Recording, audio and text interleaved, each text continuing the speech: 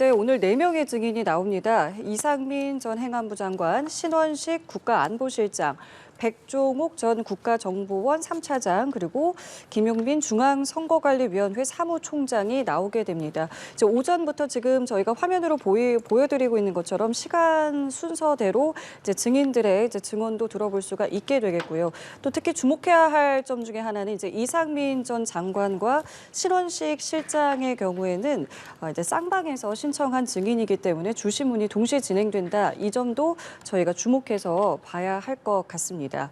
자, 이제 조금 전에 이제 양측의 대리인단이 입장을 했고요. 저희가 이제 관련해서 계속해서 대담으로 질문을 이어가도록 하겠습니다. 네, 스튜디오에 이동학 전 더불어민주당 최고위원 나와 있는데요. 관련해서 좀 질문을 드려보도록 하겠습니다. 저희가 앞서 취재 기자 등 연결해서 계속해서 윤석열 대통령의 탄핵 심판 7차 변론 기일과 관련한 부분들을 정리를 했습니다. 이제 잠시 후 한 25분쯤 뒤가 되겠네요. 10시부터 7차 탄핵 변론 기일이 진행이 되게 되는데 어떤 부분을 좀 오늘 주목해봐야 한다고 생각하십니까? 오늘 저는 이상민 전 행정안전부 장관 예. 나오는데요. 그동안 검찰에 가가지고 여러 가지 발언을 한 것으로는 알려지고 있습니다만 국회에 나와가지고는 증언하지 않겠다. 그리고 심지어 선서까지도 하지 않았잖아요. 그런 측면에서 헌법재판소에서도 그러한 태도를 유지할 것인지, 만약에 그렇게 유지한다고 하면 당연히 뭔가 뒤에 구린 게 있구나라고 이제 판단할 가능성도 굉장히 크지 않겠습니까? 그런 차원에서 보고 그다음에 단전 단수 지시를 했느냐. 본인은 사실은 계엄을 계속해서 반대했다고 했지만 실제적으로 그 뒤에 했던 행동, 이것은 언론사를 이 단전 단수하라라고 하는 지시, 이 소방청에서 증언이 이미 나왔거든요. 그러한 차원에서 아마 그 부분에 대한 질의나 이런 것들이 있을 것 같고, 이상민 행정안전부 장관이 실제로 계엄과 관련돼서 미리 알았느냐, 아니면 뒤에 사후에 알게 돼서 자기가 반대했느냐, 이런 관전 포인트가 좀 있을 것 같습니다. 예. 박민영 국민의힘 대변인도 자리했는데요. 예. 관련해서 좀 내용 여쭤보겠습니다. 좀 주목하는 부분 어떤 점 뽑을 수 있을까요? 예, 오늘 변론의 핵심은 사실 다른 장관들의 유무죄 여부가 아니라 예. 윤석열 대통령의 탄핵 심판에 대한 것이지 않습니까? 또한 지금 4가지 쟁점 중에서 첫 번째로 꼽히는 것이 이 국무회의 비상계엄 의결에 이 절차적 정당성이 있었느냐, 이 부분이기 때문에 이 국무위원으로서 해당 자리에 참석한 것으로 알려진 이상민 전 장관의 그 절차적 정당성에 대한 또 주장이 주요하게 작용을 할 것으로 보이고요. 또한 예. 이 언론사에 대한 단전 단수 지시가 있었다라는 보도들이 있었는데 이런 것들이 확정적으로 사실된 바가 아니기도 하고, 또 그런 의도성이 명확하게 규명이 되지 않았기 때문에 이제 그런 부분에 대해서 좀 당사자를 통해서 좀 입증하는 과정이 있지 않을까, 이런 생각이 들고요. 또한 이 신원식 그 국무안보실장 같은 예. 경우에는 또 국무회의의 그 비상계엄 해제 국무회의에 참석을 또 하신 걸로 알려져 있지 않습니까? 예. 또한 그 자리에서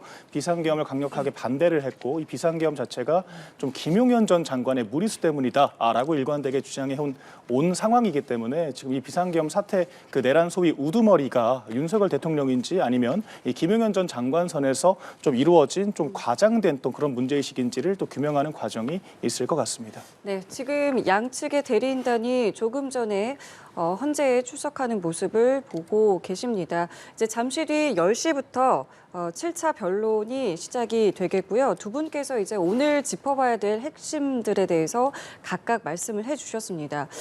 조금 전에 그 이동학 최고위원께서는 이런 말씀하셨죠. 오늘 이상민 전 장관이 과연 증언을 잘 할 것인지 여부가 상당히 좀 주목된다.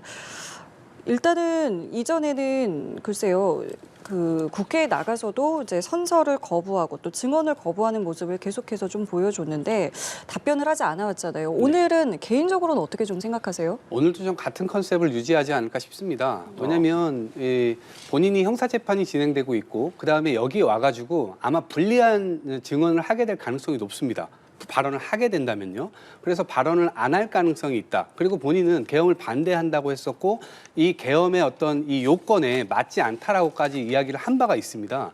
그렇기 때문에 본인이 이야기를 하는 순간 사실 국무위원으로서 국무회의의 어떤 절차적 정당성이라든가 이런 것들도 온당하지 않고 본인이 입을 여는 순간 윤석열 대통령에게는 대단히 불리한 이 증언으로 작용될 것이기 때문에 본인이 말을 함으로 인해서 윤석열 대통령이 만약에 어려워진다라고 하면 본인이 그동안 쌓아왔던 40년간의 뭐 우정이라고 해야 될까요? 하는 인간적인 어떤 그 도리까지 완전히 사라뜨리게 하는 거 아니냐라고 하는 우려를 본인 스스로는 가지고 있을 것 같아요. 그러나 본인이 어찌 보면 대한민국의 행정안전부 장관으로서 거의 한 2년 반을 복무를 하면서 국민을 향해 일을 했다라고 한다면 적어도 헌법재판소에 나와서는 자신의 양심을 걸고 그대로 있는 그대로를 설명하는 것이 국민에 대한 도리가 아닐까 생각하는데 아마도 이 지점에서는 그것을 따르지 않을 것 같다라는 예측을 좀 해봅니다. 네, 오늘 첫 번째 증인입니다. 뭐 어떤 태도를 보일지는 당연히 지금은 모르겠습니다만은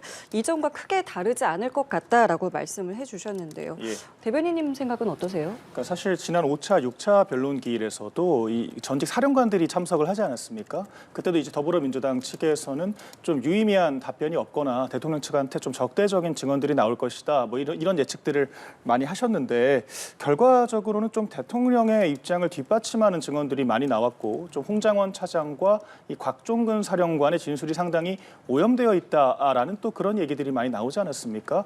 좀 그런 측면에서 또 오늘의 양상도 비슷하게 흘러갈 가능성이 있다라고 생각을 하는데요. 특히 이상민 전 장관 같은 경우에는 국무위원 중 하나로서 사실 조금 더 단전 단수 지시 외에는 여타 국무위원들보다 더 많은 어떤 뭐 지시나 역할이 있었다라고 보기 어려운 것도 사실이거든요. 그렇기 때문에 좀 과거 있던 증언들과의 크로스 체크 역할, 소위 그런 정도의 역할만 수행을 할 것으로 보이고 외려 이 신원식 안보실장 같은 경우에는 또 이 비상계엄에 대해서 또 강력하게 자신의 입장을 설파해 왔던 분이기 때문에 이 과거 입장과 일관성을 갖춰서 주장을 할 것으로 보이나 그런 주장이 윤석열 대통령 측의 적대적인 것은 또 아니기 때문에 좀 예상과는 다르게, 그러니까 민주당 측의 예상과는 다르게 좀 새로운 쟁점들이 많이 나오지는 않을 것 같다라고 저는 생각합니다. 사실 이 이상민 전 장관의 경우에는 양측 대리인단에서 모두 신청한 증인이에요. 이제 그만큼 불러서 물어보고 싶은 것들도 많고 확인하고 싶은 것들, 증명하고 싶은 것들이 많았다라는 것인데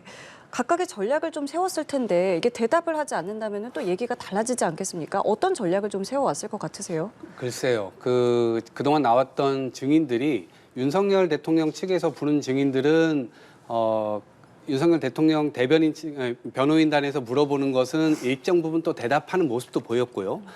이 국회 측에서 물어보는 것은 또 대답하지 않는 이 경향들도 보였거든요. 아마 그런 측면에서 아주 극소수의 어떤 답을 하지 않을까 싶은 그런 예측도 하나 해보고요.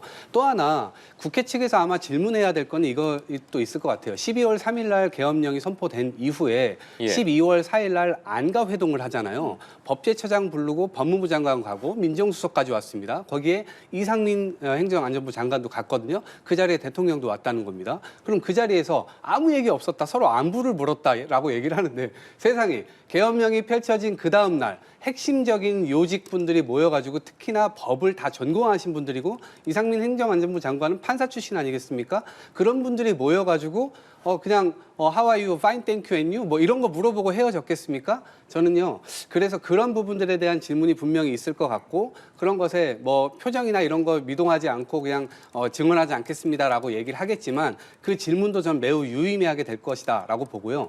단전 단수와 관련된 증언은 이상민 장관이 사실 하지 않더라도 이미 공수처 단계에서나 아니면 검찰 단계에서 소방청장의 입으로 직접 증언이 나온 사안이고요. 소방청장은 국회에 나와서도 행정안전부 장관으로부터 그런 지시를 받은 바 있다라고 증언을 한 바도 있습니다. 그래서 그것을 확인하는 어떤 절차가 있지 않을까 싶고요.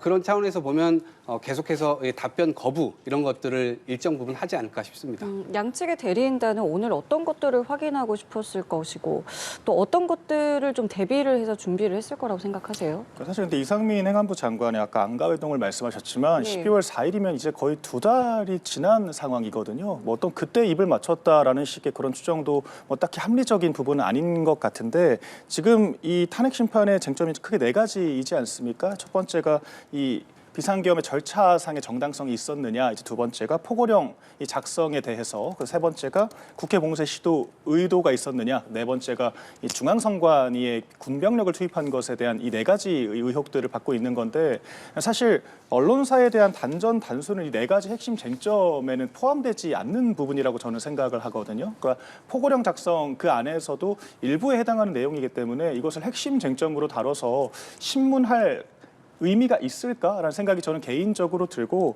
그렇기 때문에 이 행안부 장관 그 자체에 대한 어떤 이런 서사가 아니라 이 행안부 장관의 주장이 과거 다른 증인들과 얼마만큼 일치하느냐를 다툴 거라고 저는 생각을 하고요. 지금 이상민 장관도 형사처벌, 형사재판을 지금 진행하고 있는 상황이지 않습니까? 그렇기 때문에 좀 과도하게 주장을 펼칠 경우에 자신의 개인적인 재판에도 불리하게 작용할 수가 있기 때문에 조금 그런 국회 측의 어떤 질문에 대해, 신문에 대해서는 거부할 가능성 전 있어 보이고, 좀 윤 대통령 측과는 뭐 사실 이거 어떻게 말을 맞출 수 있는 그런 시간적인 기회가 전혀 없는 상태였거든요. 이미 구속이 되어 있는 상태이기 때문에 그런 측면에서 이 둘 사이에서 어떤 관련 사실관계에 대해서 조금 더 객관적인 증명이 이루어질 수 있는 기회가 되지 않을까라고 저는 생각을 합니다. 예, 저희가 지금 자막으로 보내드리고 있는 것처럼 오전 10시 30분에 이상민 전 장관의 증인 신문이 진행이 됩니다. 두 분이 지금 말씀해 주신 것처럼 이상민 전 장관 역시 국회 측과 윤 대통령 측 대리인단에서 모두 증인으로 신청을 한 상황이고,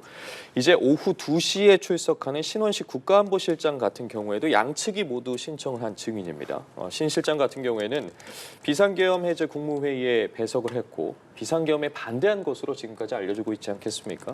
오늘 탄핵 변론에서 관련해 좀 어떤 진술 또 어디까지 발언을 할지에 대해서 주목이 되는데, 개인적으로 좀 어떻게 예측하고 계십니까? 네, 이 계엄이 있기 전에 이게 욱해가지고 한 계엄이 아니다라고 하는 정황들이 그동안 굉장히 많이 나왔잖아요. 그럼 신원식 전 장관의 경우는 자기가 미리부터 다 반대를 했었다. 이미 그 이전부터 본인이 그런 이야기를 들었었고 이것은 말도 안 된다라고 생각을 했다라고 하는 이야기가 나왔는데, 예. 그 지점이 과연 언제 그런 이야기를 들은 것인지, 그러면 계엄이 급작스럽게 12월 3일 날 갑자기 대통령이 선포한 것이 아니라 그 이전부터 이미 차근차근 다 준비되고 있는 그런 상황, 이것이 그냥 경고성 계엄이었다, 계몽령이었다, 이런 얘기를 반박할 수 있을 만한 증언들을 끌어내기 위해서 국회 측에서는 질문을 여러 가지로 할 것 같습니다. 이를테면 어떤 자리에서 그런 이야기들이 오갔었는지, 아마도 내밀한 자리였겠죠. 그런 자리라고 하면 누가 있었는지, 이런 것들에 대해서 분명하게 이제 물을 것이고, 또 하나는 안보실에서 저희 민주당에서 이제 외환죄와 관련돼서 여러 가지 이제 이 얘기를 하는데, 헌법재판소와 관련해서는 약간의 격가지 일이지만 한두 가지의 질문 정도는 할 것 같습니다. 이를테면 지금의 국가 비상사태라고 하는 것에 이 대통령은 비상사태였기 때문에 그 계엄령을 했다고 했는데, 많은 국민들께서 아마 의아해하실 겁니다. 대한민국이 비상사태였나? 전시상태였나? 이제 이런 부분들에 대해서 계엄의 어떤 원인이 되는 그런 조건이 아니었음에도 불구하고 대통령이 이걸 했다라고 했기 때문에, 그러면 그 비상사태를 만들기 위해서 대통령과 혹은 안보실에서 그러한 것들을 만들기 위한, 이를테면 북한을 도발해서 뭔가를 만들려고 했던 정황, 이런 것들에 대해서는 일정 부분 좀 물으려고 하지 않을까 싶고요. 그것에 대해서 말도 안 된다라는 답변이 저는 예상되지만, 그럼에도 불구하고 그런 질문들은 추후에 이 형사재판에서도 유의미하게 다뤄질 수 있는 것들이어서 저는 그 부분에 대해서는 질문이 있을 것 같습니다. 예, 비상계엄에 반대했다고 주장하고 있는 신원식 국가안보실장, 경찰 진술에서 이런 말을 했습니다. 김용현 전 국방장관이 무리를 한 것 같다. 관련해서 오늘 헌재에서도 좀 발언이 있을 거라고 보십니까? 그러니까 사실 김용현 전 장관이 김용현 대통령실 경호처장이었지 않습니까? 예. 그리고 신원식 실장이 원래 국방부 국방장관. 장관이셨죠. 그러니까 사실 자리를 교체하면서 신원식 장관이 이제 대통령실로 들어오고 이제 경호처장이었던 김용현 전 장관이 국방부로 가게 된 상황인데, 이 말은 즉슨 지금까지 상당히 긴밀하게 좀 소통을 해왔을 가능성이 있다라고 저는 생각을 하거든요. 근데 그런 긴밀한 소통이라는 것이 비단 비상계엄이 아니더라도 이제 국가안보실이라는 것이 뭐 국가정보원, 국방부, 이제 외교부, 이제 이런 안보 관련된 부처들과 긴밀하게 소통을 하는 자리이지 않습니까? 예. 이제 그렇기 때문에 이제 국방부와 국정원이 지금 현재 이 비상계엄에서는 좀 핵심적인 부처로 나와 있는 상태이기 때문에 좀 그에 대한 사실관계들을 확인할 가능성이 있어 보이는데요. 여기서 핵심은 신원식 안보실장이 대통령이 아니라 김용현 전 장관과 긴밀하게 소통했다라는 점에 저희가 방점을 찍어야 한다라고 생각을 합니다. 왜냐하면 지금 저희가 헌법재판소에서 다투는 것은 어떤 이 장관이나 이런 다른 실무자들의 유무죄가 아니라 대통령의 이 탄핵 심판에 대한 것이거든요. 그렇기 때문에 이 포고령 작성을 위시한 이 위법성 여부가 과연 김용현 전 장관 선에서 무리하게 진행이 된 것인지 아니면 정말 대통령의 구체적 지시와 검토가 있었던 것인지가 핵심적인 쟁점인 상황입니다. 그렇기 때문에 신원식 실장이 과거 이 경찰에서의 진술에 일관성을 유지한다라고 하면 이것은 대통령은 포괄적인 지시를 했는데 그러니까 경고성 계엄이라는 주장을 하고 있지 않습니까? 이제 이런 것들을 김용현 전 장관이 실무선에서 이걸 실현화하는 과정에서 좀 다소간의 무리수가 있었다. 그래서 이 병력 투입에 대해서도 이 김용현 전 장관은 이 1000명대를 요청을 했다라고 하잖아요. 그런데 윤석열 대통령은 이 100여 명, 200여 명 정도면 충분하지 않느냐라고 해서 사실 국회 봉쇄 실효성도 없었던 것이고요. 그러니까 이런 어떤 과거 주장, 그러니까 김용현 전 장관이 이 탄핵 심판에 참여해서 변론기일에 참여해서 했던 그런 주장과의 일관성 여부를 좀 따져나가는 것이 이 신원식 안보실장에게는 좀 중요한 과정일 것 같습니다. 알겠습니다. 자, 이렇게 2명의 증인이 끝난 뒤에 이제 남은 2명의 증인은 아무래도 이제 부정선거 의혹과 관련해서 상당히 다른 입장을 내보일 것 같다라는 전망이 나오고 있습니다. 백종욱 전 국가정보원 3차장과 김용빈 중앙선거관리위원회 사무총장인데요. 각각의 인물들이 이제 윤 대통령 측에서 또 국회 측에서 불렀습니다. 그렇기 때문에 지금까지 이제 이들이 주장해온 내용들도 워낙 좀 첨예하게 다르기 때문에 이 부정선거 의혹과 관련해서 이제 윤 대통령 측, 국회 측에서도 상당히 좀 다른 이야기들을 할 것 같은데 어떤 부분 조금 눈여겨보고 계세요? 대통령 측에서는 계엄령을 했던 계기가 이게 부정선거가 있었고 그 수많은 이 증거들이 있었다고 했습니다. 그런데 지금 계속해서 신문하는 과정에서 증거들은 제출을 하지 않고 있고 자신의 어떤 의심되는 정황들만 지금 내고 있거든요. 그런 차원에서 보면 국정원 3차장의 경우는 그러한 이 대통령 측의 입장을 좀 더 설명하는 차원으로 보이고요. 반면에 김용빈 중앙선관위 사무총장은 대통령의 친구입니다. 대통령과 대학교 동기 동창이고 같은 과를 나왔고 그렇기 때문에 굉장히 돈독한 관계임에도 불구하고 부정선거는 없다. 가능하지 않다라는 입장을 계속 견지하고 있거든요. 심지어 국정원이 와가지고 같이 이것에 대해서 들여다볼 때 그걸 다 협조까지 해주신 분입니다. 그리고 무엇보다도 본인 기존에 했었던 여러 가지 이 재판이라든가 선거 관련된 부정선거 관련된 이 소송이라든가 이런 것들이 있었던 지난번과는 다르게 이번 22대 국회 선거 때부터는 정확하게 수개표를 다 하고 그다음에 전수 이것들을 전부 관리를 해가지고 시스템을 재정비했다는 겁니다. 그렇기 때문에 그런 부정이 있을 수는 없다라고 하는 것을 국회 측 입장에서도 그런 식의 대변을 하지 않을까 싶습니다. 예, 어떻게 전망하세요? 네, 사실 윤석열 대통령 측에서 부정선거가 있었다라고 단정을 하는 것이 아니라 부정선거가 있었을 가능성, 여러 정황들이 있으니 이것을 검증하는 과정에 필요하다라고 주장을 하고 있는 것이지 않습니까? 사실 있었냐 없었냐를 다투기 시작하면 이건 사실명제이기 때문에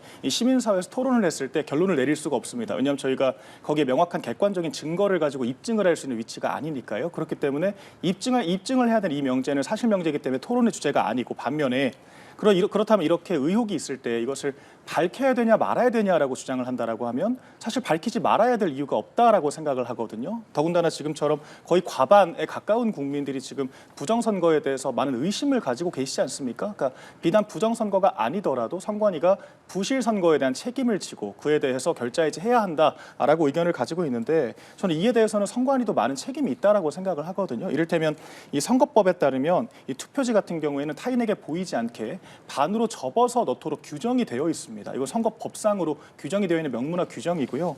그런데 이 빳빳한 선거지가 발견된 것에 대해서 선관위가 제대로 해명을 못했습니다. 이를 해명하는 과정에서 형상기억종이라는 사실 좀 공상과학적인 주장을 펼치면서 의혹을 키웠던 게 사실이거든요. 더군다나 이게 대법원에서 관련 결과가 나오기는 했지만 대법원장이 이제 관례상 선관위원장으로 가게 되는 우리나라의 권력구조상으로 객관적인 판단이 어려웠을 수 있다는 의심이 있을 수가 있습니다. 그렇기 때문에 때문에 법원도 법원이지만 어떤 국정원이라든지 감사원이라든지 이 선관위와 같은 층의 독립기관이자 이런 정보기관에서 좀 크로스 체크하는 과정이 있으면 어떻겠느냐. 그렇게 해서 국민적인 의구심을 해소하는 게 선관위에게도 필요하지 않겠냐라는 게 현재 주장인 것이거든요. 그렇기 때문에 이걸 단순히 있었냐 없었냐로 단정적으로 좀 판단할 문제는 아니라고 생각을 하고 이것을 의혹 자체를 제기하지 마라라고 성역화를 하면 할수록 전 시민사회 의구심은 커질 거라고 생각을 하기 때문에 오늘 좀 그에 대해서 다퉈볼 필요가 있을 것 같습니다. 예, 말씀하신 것처럼 이제 오늘 변론에서 이 부정선거 의혹과 관련해 양측의 의견을 들어보게 될 텐데 윤 대통령 측에서는 또 황교안 전 국무총리를 대리인단으로 선임하지 않았겠습니까? 이 부분에 대해서는 어떻게 보셨습니까? 저는 윤석열 대통령께서 두루두루 이야기를 들어야 된다라고 하는 조언을 많이 주변에서 했을 텐데 이게 극우 유튜브를 많이 보시고 거기에 이제 이 부정선거를 핵심적으로 주장했던 황교안 전 총리까지 이제 가담을 하게 되면서 확실하게 그쪽에 확증 편향된 인식을 갖고 있는 것 아니냐라는 의심을 지울 수가 없습니다.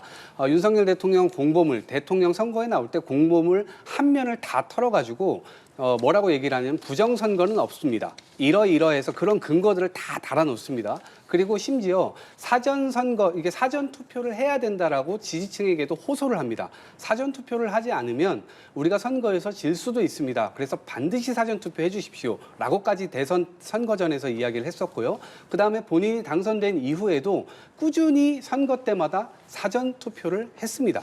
그런데 이제 와서 부정선거가 있다라고 얘기를 하는 것은 앞에 게 거짓말입니까? 지금 뒤에 게 거짓말입니까? 그것을 믿을 수가 없다라는 말씀 드리고요. 지금 저는 대단히 국가 체제 붕괴 위협 속에 와 있다라고 생각을 하는데요.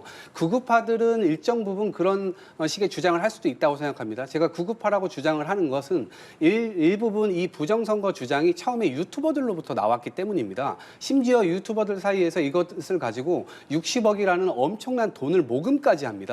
그렇기 때문에 그걸 가지고 120여 군데의 지역에 실제 부정선거가 있었는지 없었는지에 대한 소송을 다 진행을 해보겠다라고 해서 한 지역구당 5천만 원을 책정해서 60억을 모았던 거예요. 그런데 실제로 진행했던 소송 비용은 1,000만 원밖에 들지 않았어요. 그것도 한 지역구만 했습니다. 나머지 59억은 어디로 갔죠? 59억 9천만 원은 그런 식으로 극우 유튜버들이 사실상 사람들을 이렇게 저렇게 막 선동을 해가지고 그쪽으로 모아서 결국 돈을 땡기는 이 루트에 대통령의 인식이 함몰되어 있다라고 하는 것은 대단히 불행한 것이고 오늘날 헌법재판소에서도 이 부정선거 의혹에 대해서 분명하게 다룰 것은 위법한 문제 뭐 이런 것이 아니라 실제 이 부분이 존재했다. 안 했냐 이거를 이제 판단할 수밖에 없는 것인데 왜냐하면 이걸 가지고 계엄령을 했다라고 주장을 하고 있기 때문에요. 저는 일정 부분 오늘 몇 시간 정도 이걸 듣는 시간 자체가 상식적 생각을 가지신 분들이라면 좀 괴로운 시간이 되지 않을까 싶습니다. 조금만 반론을 드리고 싶은데 그 부정선거론을 처음 주장한 게 극우 유튜버라고 표현을 하셨어요. 그런데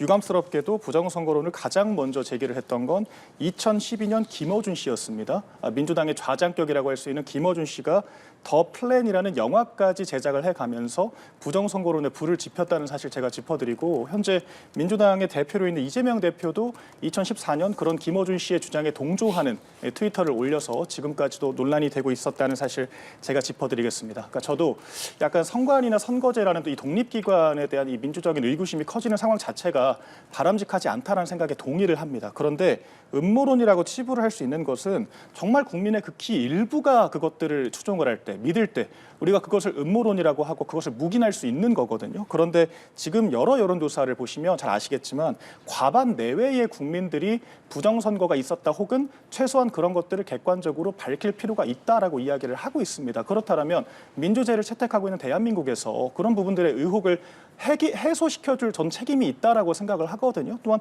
과반 가까이가 선거제에 대해서 불신하고 있는데 그런 것들을 성역화하고 음모론 자체고 다 극우다 극단적인 주장이다라고 뭉개기만 한다라고 했을 때 이런 의혹이 해소가 되겠습니까? 그러니까 오히려 지금 이 6년 임기의 노태학 선관위원장이 지금 사실 선관위를 철통 방어하고 있는 형국이거든요. 그렇기 때문에 이렇게 됐을 때 국민적인 분열과 갈등은 더욱 커질 수 있는 거기 때문에 저희가 이거를 터부시하고 넘길 문제가 아니라 어떻게 이런 문제를 해결할지에 대한 그런 해결 중심적인 사고의 방점을 찍고 접근해야 될 문제라고 저는 생각을 합니다. 예, 알겠습니다. 윤 대통령의 탄핵 심판 7차 변론이 이제 잠시 뒤에 시작이 됩니다. 헌법재판소에서 속속 들어오는 내용들 통해서 계속해서 짚어보도록 할 텐데요. 조금 전 들어온 소식에 따르면 국회 측과 윤 대통령 측 모두 대심판정에 입장을 마치고 재판을 준비하고 있다는 소식이 전해졌습니다. 이제 10시부터 7차 변론 기일이 진행이 될 텐데요. 저희가 화면을 분할해서 보여드리고 있습니다. 좌측에 조금 전 헌법재판소의 모습인데 윤석열 대통령 오전 8시 반쯤 경호 차량을 타고 지금 보시는 것처럼 헌법재판소의 9시경에 지하 주차장을 통해서 입장을 마쳤습니다. 현재 주변에 차벽이 설치가 됐고 근처의 안국역 역시 인근 통행이 제한이 되기도 했습니다. 현재 앞에 이른 아침부터 윤 대통령의 지지자들이 모여 있고 윤 대통령의 이동 경로를 따라서 교통 통제가 이뤄지기도 했습니다. 우측에 보시는 화면이 오늘 이제 출석하는 증인들의 모습입니다. 오늘 변론에는 이상민 전 행정안전부 장관, 신원식 국가안보실장, 백종욱 전 국정원 3차장, 김용빈 선관위 사무총장 등 4명이 차례로 증언석에 앉을 예정입니다. 조금 전 들어온 소식에 따르면 윤석열 대통령도 대심판정에 입장을 해서 피청구인 자리에 착석을 했다는 소식이 전해졌습니다. 저희가 두 분과 이야기를 나누고 있는데 오늘 대리인단도 그렇고요. 윤 대통령 측에서 특히나 헌법재판소가 졸속 심리를 하고 있다는 주장 계속해서 이어가고 있지 않겠습니까? 특히나 좀 피고인 동의 없이 검찰의 피의자 신문 조서를 증거로 채택한 점을 문제를 삼고 있는데 문제 삼고 있는 부분에 대해서는 좀 어떻게 들으셨어요? 그건 저는 어거지라고 보고요. 이미 현재에서는 그것이 변호인 입회 하에 사인까지 다 된 문서다라고 얘기를 하고 있기 때문에요. 그것은 전 충돌의 여지가 없다 이렇게 보고요. 처음부터 지금 법 집행이나 아니면 만인의 법 앞에 평등하다라고 하는 그 질서 자체를 형해화시키려고 했었던 게 윤석열 대통령입니다. 그 윤석열 대통령 측의 이 변호인단들 역시도 그런 인식을 그대로 대변하고 있는 것으로 보이고요. 그것을 또 국민의힘 일부 의원들이 그것을 널리 퍼뜨리고 있는 그런 상황입니다. 그러다 보니까 헌법재판소의 기본적 권위가 굉장히 많이 상실되어가는 그런 과정에 있습니다. 이것은 국가 체계가 붕괴될 수도 있는 좀 위협이라고 보고요. 윤석열 대통령이 처음 조사 받으러 나와라 라고 할 때도 우편을 거부하지 않았습니까? 그런데 자기 뭐 생일이나 이런 것들 축하하는 그런 우편들은 또 따로 선별적으로 받기도 하고요. 아니 법원에서 보내는 그런 상황, 그다음에 수사기관에서 보내는 그런 것들도 받지 않고 무시하는 그 태도를 보였단 말이에요. 그러다 보니까 체포영장에 저는 아주 자존심 상하는 그런 문구가 적혔는데 체포의 이유가 뭐냐면 체포영장 발부의 이유가 뭐냐면 첫 번째는 내란 수괴범으로서의 혐의가 상당하다는 점과 또 하나는 증거 인멸에 우려가 있다라고 하는 점인데 마지막 하나는 헌법 질서 수호 의지가 보이지 않는다는 거였습니다. 대통령이요 헌법 질서 수호의 가장 첫 번째이자 가장 마지막 국민이어야 되지 않습니까? 그런데 대통령이 그런 헌법 질서를 수호할 의지가 보이지 않는다라는 것을 법원에서 인증받는다라고 하는 것은 대단히 대한민국 국민으로서 자존심 상하는 일이 아닐 수 없고요. 지금 그 과정에서부터 그랬는데 지금 헌법재판소도 계속해서 뭔가 문제가 있다. 공정하지 않다. 계속해서 흔들기가 들어가고 있는 겁니다. 이것은 대한민국 국민에게는 대단히 불행한 상태일 수 있고 그다음에 지지층을 향해서 계속해서 내란을 이어가려고 하는 그런 의지로밖에 보이지 않기 때문에 저는 대단히 불행한 상황을 지금 대한민국이 맞고 있다라고 봅니다. 예. 재판관들도 이제 대심판정에 입장을 했고 탄핵 심판의 7차 변론이 시작이 됐습니다. 관련해서 내용들 속속 전해지고 있는데 말씀하신 것처럼 지금 윤석열 대통령 측에서 주장하고 있는 심리 절차에 문제가 있다라는 부분에 대해서 헌재는 박근혜 전 대통령 탄핵 심판 때와 마찬가지로 형사소송법 규정을 완화해서 적용할 수 있다라는 입장을 보이고 있거든요. 헌재 입장은 어떻게 들으셨어요? 예, 사실 방금 말씀하신 것도 그 영장 판사 개인이 사법부 전체를 대표한다라고 볼 수 있겠냐? 이제 이런 의구심에 대해서 대법관 회의에서도 과연 그런 것들이 영장 판사 개인에게 과도한 책임을 지고 있는 것이 아니냐라는 법원 내 자성이 필요하다 이런 의견들도 있었기 때문에 그런 것들을 이제 마치 사법 질서 전체를 대표하는 의견인 것처럼 저는 말씀하시는 것은 좀 무리가 있다라고 생각을 하고요. 또한 이 방금 헌법재판소에서 형법상의 규정을 완화해서 적용을 한다라고 말씀하시면 사실 내란죄 배제 때부터 이런 논란들이 계속해서 있어 왔습니다. 그러니까 형사법을 준용한다라고 했을 때는 이제 특정 죄목을 이 공소에서 배제할 때는 당연히 피의자에게 통보를 하거나 협의하는 과정이 필요하다라는 것이거든요. 그런데 심지어는 적극적인 이 소의 당사자인 국회 측의 동의도 구하지 않은 상태에서 헌법재판소가 일방적으로 이 내란죄를 배제했기 때문에 그런 부분에서 논란이 됐던 것이고요. 이번 같은 경우에도 이 헌법재판소가 이종근, 이 김현태 전 사령관 단장 등의 이 유리한 재판정의 진술은 인용하지 않겠다, 거부하겠다라고 이야기를 하면서 외려 검찰 신문조서를 이런 어떤 피청구인 측의 합의 없이 일방적으로 증거로 채택하겠다라고 이야기를 하고 있기 때문에 논란이 되고 있는 거 아니겠습니까? 그러니까 이런 것들을 형소법과 대통령의 직위를 박탈하는 것이 이 형사처벌에 비교했을 때 결코 가벼운 그런 심판이 아닌데도 불구하고 형소법을 준용해야 한다는 명문화된 규정을 재량권으로 무력화시키는 것 자체도 대단히 부적절한데 2017년의 사례를 가지고 오는 것도 맞지가 않습니다. 왜냐하면 이 2020년에 형사소송법 312조가 개정이 되어서 그 피청구인 측, 피고 측에서 동의하지 않는 검찰 진술 증거는 사용을 배제하도록 규정이 바뀌었거든요. 그렇기 때문에 헌법재판소가 2017년 사례를 인용을 하시면서 2025년에 과거 규정을 그대로 적용하겠다라고 하는 것은 대단히 월권이다. 그러니까 헌법재판소가 법을 지키지 않는 것이다라고 저는 생각을 하고 이제 이런 것들은 국민적 감정의 호소를 할 것이 아니라 정말 이게 법에 입각한 지금 심판을 하고 있는 것인지가 저는 중요하다라고 생각을 합니다. 예, 말씀하신 것은 이제 개정 형사소송법을 조항을 근거로 이제 대통령 측에서는 이게 헌재가 좀 초법적으로 재량권을 행사하는 게 아니냐라는 지적을 한다라는 말씀을 해주셨고요.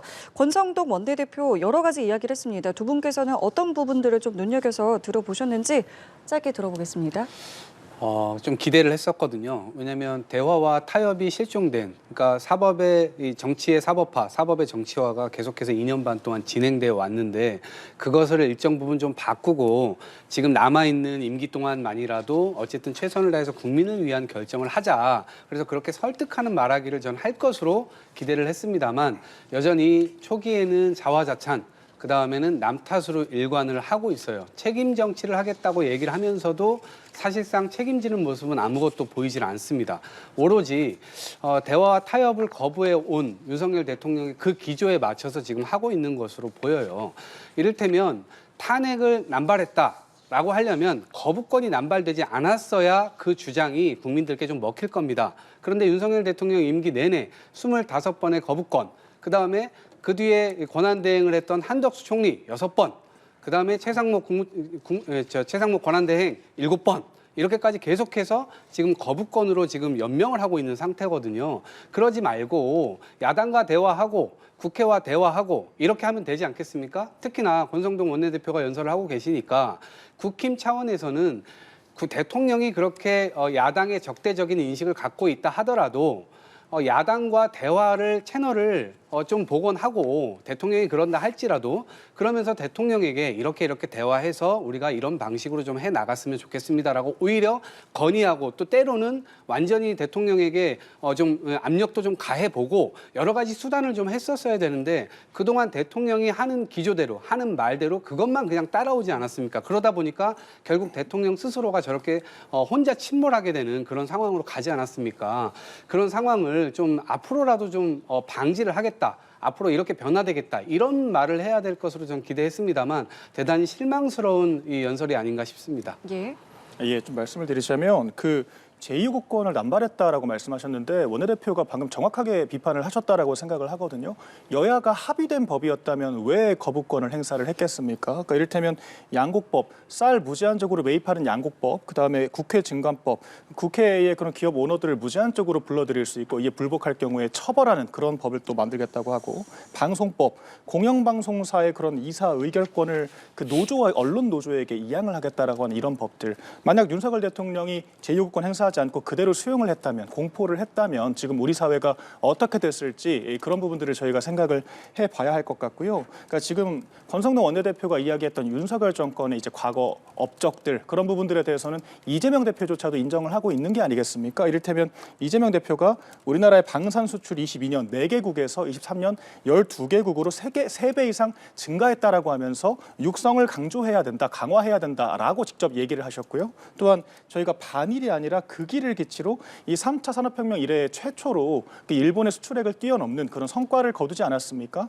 이런 것들을 반추했을 때 이재명 대표가 일본과 더 정상적인 관계를 이어가야 한다라고 주장을 했었고요. 근데 과거에는 어땠습니까?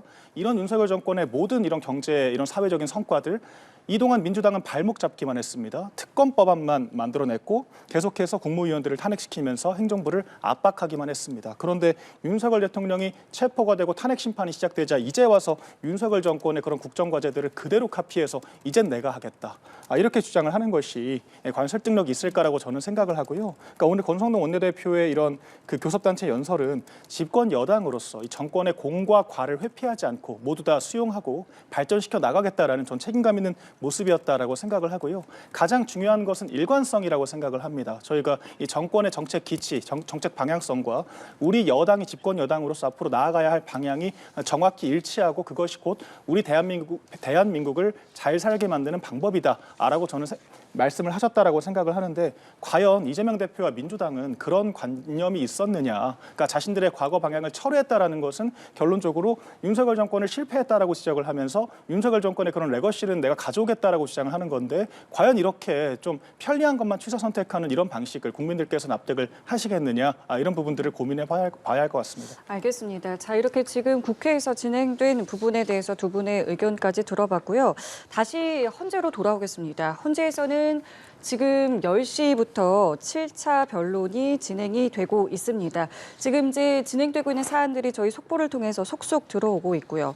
저희가 앞서 대통령 측에서 지금 주장하고 있는 이 방어권 침해와 관련돼서 두 분께 여쭤본 게 있습니다. 바로 이 검찰 조서를 증거로 인정한 부분에 대해서 두 분의 의견을 들어봤는데 대통령 측에서 또 하나 지금 또 문제 삼고 있는 것이 바로 뭐냐면 시간을 제한한 부분, 그러니까 증인들의 이제 시간을 제한하는 부분, 그리고 반대 신문에 대한 질문을 변론 전날에 제출하도록 한 것, 이 부분 모두 문제가 있다, 방어권을 침해당하고 있다라고 지금 주장을 하고 있거든요. 이 사안에 대해서는 어떻게 생각하세요? 글쎄요, 헌법재판소라고 하는 것이 계속해서 24시간 내내 이거 할 수 있는 것은 아니잖아요.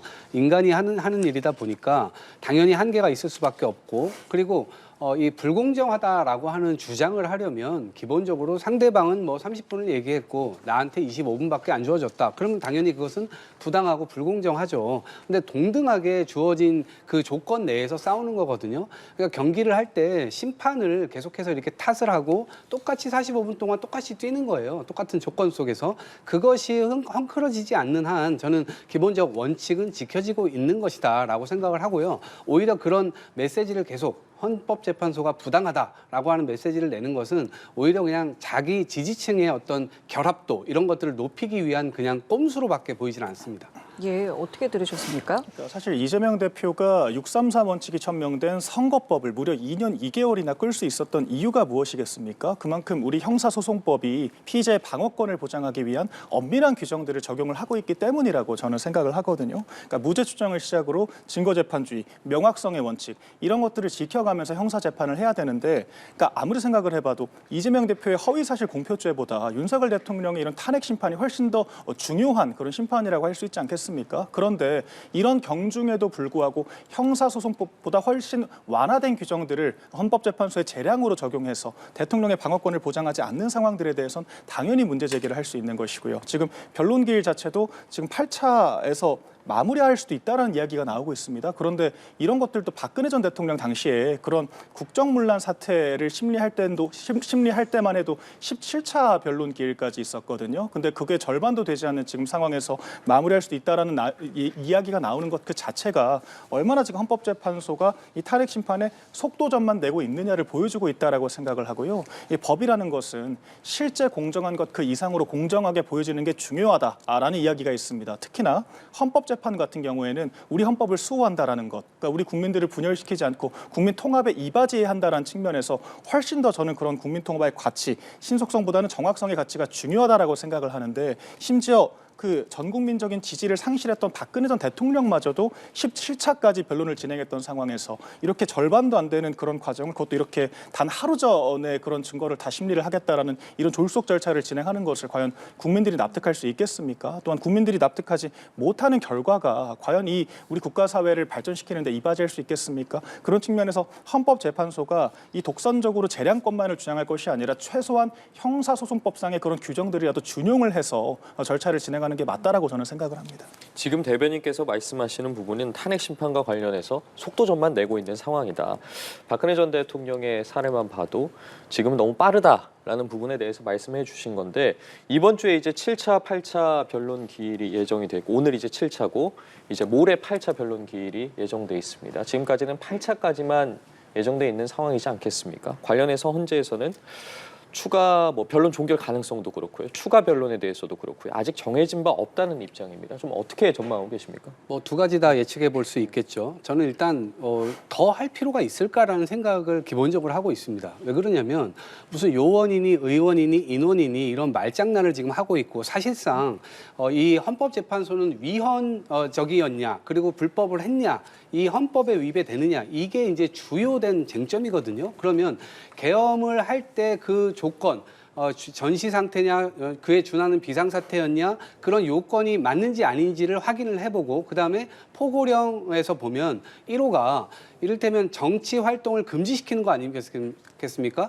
국회뿐만 아니라 지방의회까지 지금 그렇게 했단 말이에요. 그럼 과연 그것은 맞는 거냐라고 하는 것이기 때문에 쟁점은 명확합니다. 박근혜 대통령 때는 경제공동체부터 해가지고 건 것이 많았어요. 그렇기 때문에 저는 그런 기일은 이 90일 정도가 걸렸는데 이번 건은 너무나 심플해가지고 이것을 길게 할 필요가 없다. 다만 지금 계속해서 이 헌법재판은 법률적 심판 기관이기도 하지만 약간의 정치성도 가미되어 있는 거거든요. 그래서 약간의 여론 이런 것들도 이제 눈치를 볼 수가 있습니다. 그렇기 때문에 저는 그 부분에 대해서 인정을 하고 그렇기 때문에 윤석열 대통령 측에서 계속해서 지금 헌재 흔들기, 그다음에 헌재가 졸속 심판을 하고 있다 이런 얘기 자체가 계속해서 이제 이 내란은 정당했다, 계엄은 정당했다 이런 주장의 연장선상에서 있는 거거든요. 그런 차원에서 보면 헌법재판소 역시도 일정 부분의 부담은 가지고 있을 것이다. 그렇기 때문에 한두 차례 정도의 어떤 기일은 좀 더 연장해서 추가해서 추가 증인 이를테면 한덕수 전 국무총리라든지 이를테면 계엄을 심사할 때 국무회의가 제대로 열렸냐 안 열렸냐 그런 행위를 직접적으로 이 헌법재판소 재판관들이 불러서 들어볼 수 있는 그런 기회를 가질 수도 있지 않을까 이렇게 두 개 다 예측을 해봅니다. 지금 이동학 전 최고위원 말씀은 쟁점이 너무나 명확한 사안이다. 직전처럼 시간이 오래 걸릴 이유가 없다라고 말씀을 해주셨거든요. 앞서서 지금 너무 빠르게 진행이 되고 있다라고 해주셨는데 어떻게 될 것 같으세요? 변론 종결할 거라고 보세요? 아니면 좀 연장이 될까요? 추가적으로 변론 기일이 지정이 될까요? 헌법재판소가 아무리 무리하게 속도전을 하더라도 8차 변론에서 중단을 시키는 것은 저는 너무 많은 구설을 낳을 수 있다라고 생각을 하기 때문에 최소 몇 차례는 더 진행을 할 거라고 생각을 하고요. 그런데 지금 헌법재판관들이 쟁점이 명확해서가 아니라 자신들의 퇴임 일자에 맞춰서 타임라인을 조절하고 있는 게 아니냐라는 의심을 받을 수 있을 것 같습니다. 왜냐하면 지금 그 문영배 재판관과 이미선 재판관 같은 경우에는 4월 18일까지 이제 임기가 만료가 되는 것이기 때문에 그 이후에 이제 6인 체제에서 심리를 계속할 수 있느냐라는 또 논쟁이 있을 수 있고 또 지금까지 이제 과정을 또 인수인계를 해야 되지 않겠습니까? 그러니까 새로 추가된 재판관들이 이런 과거 맥락을 모르는 상태에서 재판을 참여할 수는 없는 것이기 때문에 자신들의 퇴임 날짜에 맞춰서 지금 심판을 진행하고 있다라고 저는 생각을 하고요. 그런데 이 탄핵 심판이라는 것이 그 쟁점을 4개로 간소화를 사실 그것도 쟁점이 명확한 것이 아니라 내란죄를 국회 탄핵소추인단 측과 일방적으로 합의를 해서 배제를 한 것이기 때문에 명확하다라는 주장 저는 동의를 하지 않고 결론적으로 이게 국민적인 어떤 법 감정이라든지 어떤 정치적인 상황이 아니라 자신들의 타임라인에 맞춰서 모든 것들을 맞춰 나가고 있기 때문에 국민적 공감을 얻기가 어렵다라고 저는 생각을 하고요. 그럼에도 불구하고 아직 시간이 있습니다. 3월까지는 충분히 변론을 진행할 수 있는 상태이기 때문에 저는 최소한 3월까지는 충분히 심리를 거친 뒤에 이제 4월께 그 정도의 판단을 하는 것이 최소한 국민적인 정당성을 갖출 수 있는 방법이 아닌가라고 생각합니다. 네, 이 부분에 대해서는 어떻게 정리될지 저희도 함께 지켜보겠습니다. 자, 10시부터 진행되고 있는 7차 변론.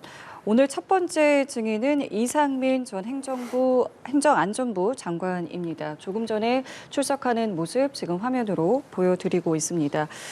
기자들이 여러 질문을 했습니다마는 특별히 언급 없이 들어갔고요. 또 오늘 주목되는 것이 이제 그간 국회에서도 특별히 선서라던가 증언을 하지 않았기 때문에 오늘 헌재에서는 어떤 태도를 임할 것인지 또 어떤 질문을 받았을 때 혹시라도 대답을 하진 않을지 이런 부분들부터 지금 굉장히 관심이 모아지고 있는데 아직까지는 들어온 바가 없습니다. 10시 반부터 첫 번째 증인에 대한 이제 질의가 시작이 되겠는데요. 앞서 저희가 좀 짧게 이야기를 나눴습니다만 이제 오늘 이제 질문하게 될 여러 가지 요소들 또 쟁점들이 있지 않겠습니까? 두 분께서는 특별히 어느 부분에 조금 더 집중해서 보고 계시는지 들어보겠습니다. 이상민 행정안전부 예. 장관가요? 예. 아까 말씀드린 대로 이상민 행정안전부 장관은 일단 12월 3일 그 이전에 계엄과 관련돼서 특히나 대통령의 핵심 측근으로 이 정부 내내 완전히 오른팔로 인식이 되어 있는 상황 아니겠습니까? 심지어 이태원 참사 때도 물러나지 않고 대통령이 신임을 보여준 인물입니다. 특히나 충암고등학교 직속 후배, 그다음에 이 서울대 법과대학을 또 같이 다녔던 인연 이런 것들이 점철돼서 한 40여 년의 인연을 지금 자랑하고 있는 상황이거든요. 그런 상황에서 과연 계엄 이 상황 자체를 몰랐다? 이렇게 하는 것은 이 정말 넌센스죠. 아무도 믿을 수 없는 그런 상황인데 스스로는 이 계엄의 정당성 그리고 그런 것들이 없다. 그리고 이 계엄 이 자체는 올바르지 않다. 이런 주장들을 하고 있습니다. 그렇기 때문에 그런 부분들을 다시 한번 헌법재판관 입장에서는 따져 물어야 될 상황이고요. 또 다른 측면에서는 12월 3일 계엄 이후에 12월 4일 날 대통령 이 안가에서 따로 법제처장과 그다음에 행정안전부 장관, 법무부 장관, 그다음에 민정수석, 대통령이 만났다는 겁니다. 저는 이 계엄과 관련돼서 차후에 법률적으로 어떤 점들이 있는지를 서로 약간 분담, 업무 분장을 좀 하고 나중에 어떻게 입을 맞출지 이 상황을 어떻게 끌고 갈지에 대한 기본적 기조 이런 것들을 설정하는 회의였다고 저는 의심을 하고 있는데요. 본인들은 그냥 인사하고 이 연말이니까 서로 그렇게 했다고 하는데 계엄령 이후에 그렇게 한다는 게 상식적으로 이해가 안 되잖아요. 그렇기 때문에 그 지점에 대한 이 확인 작업도 분명히 있어야 될 것 같고요. 특히나 최근에 계속 얘기가 나왔듯이 계엄에 대해서 본인은 반대를 했는데 그 이후에 소방청장에게 단전 단수 관련된 지시를 했다는 것이 이 검찰 조사 결과에 또 나오지 않았습니까? 그렇다면 앞에 했던 말과 뒤에 했던 행동이 다르기 때문에 애초에 앞에 했던 말 자체가 거짓말 아니냐라고 하는 이 의혹이 있을 수가 있습니다. 그래서 그 부분 역시도 오늘 좀 어떻게 대답을 할지 혹은 대답 자체를 할지 안 할지 이 여부에 대해서도 관전할 수 있는 포인트라고 봅니다. 예, 제가 아까 4가지 쟁점이 있다라고 말씀을 드렸지 않습니까? 아까 첫 번째가 국무회의의 절차상의 문제가 지적이 되고 있는데 사실 국무회의를 개최해야 한다라고 되어 있지 의결을 어떤 식으로 해야 한다라는 구체적인 정족수 같은 것들은 명시가 되어 있지 않거든요. 그리고 국회에서 비상계엄 해제를 의결한 직후에 윤 대통령이 이 비상계엄 해제 국무회의를 또다시 열어서 절차상으로 해제를 했기 때문에 이제 이런 것들은 상당히 소명이 되었다라고 저는 생각을 합니다. 또한 두 번째로 이 포고령 작성에 대해서 김용현 전 장관이 일방적으로 주도를 했는지 윤 대통령이 얼마나 개입되어 있는지를 따지는데 이제 그런 부분들은 과거 변론기일에서 충분히 심리를 거쳤다라고 생각을 하고요. 또한 세 번째인 이 국회 봉쇄 시도가 지난주에 핵심적인 이 쟁점이었지 않습니까? 그 국회 봉쇄 시도에 대해서 윤 대통령 측의 적대적인 이 증언을 하고 있었던 곽종근 전 사령관과 그다음에 지금 이 홍장원 전 국정원 차장 이 두 사람의 증언의 신빙성이 상당 부분 무너지는 측면들을 보이면서 실질적으로 국회 봉쇄 의도가 있었으며 실현 가능한 계획이었냐라는 부분에 대해서도 여러 이야기들이 오갔던 것 같습니다. 그렇다고 하면 이제 마지막으로 남은 이 선관위의 병력 투입을 한 것이 과연 정당했느냐, 그러니까 중대한 헌법 위반이 아니라고 할 수 있겠느냐, 이제 이 쟁점이 저는 핵심적으로 마지막 남은 쟁점이라고 생각을 하거든요. 이에 대해서 윤 대통령도 선관위의 병력 투입을 지시한 것은 본인이 맞다라고 이야기를 한 상태이기 때문에 이 선관위의 병력을 투입해야 할 정도로 정말 심각하고 중대한 선관위의 어떤 부정과 문제가 있었는지 이를 규명하는 과정이 필요할 것으로 보이고요. 이에 대해서 오늘 오후 그 관련 증인들이 출석을 하는 상황이기 때문에 조금 더 들어볼 수 있을 것 같습니다. 예, 알겠습니다. 헌법재판소에서 탄핵 심판 관련한 상황들 속속 전해지고 있는데요. 조금 전 들어온 내용에 따르면요. 윤석열 대통령 탄핵 심판과 관련한 증거 채택이 논의가 됐습니다. 조금 전에 헌법재판소는 검찰 조서 증거 채택과 관련한 기준을 직접 설명을 했다고 하는데요. 헌재는 헌재법과 이 과거 선례에 따라서 평의를 거쳐서 이 증거를 채택했다고 직접 설명을 했습니다. 진술 과정은 이 문제 없는 조서 증거로 채택이 됐다며 윤 대통령 측 이에 대해서 반발을 했습니다. 법리 적용과 관련해서 이해를 하기 어렵다라고 주장을 한 것으로 전해지고 있습니다. 이 내용 바로 좀 두 분께 여쭤볼게요. 어떻게 좀 바라보고 계세요? 양측의 주장, 헌법재판소의 판단과 윤 대통령 측의 주장에 대해서요?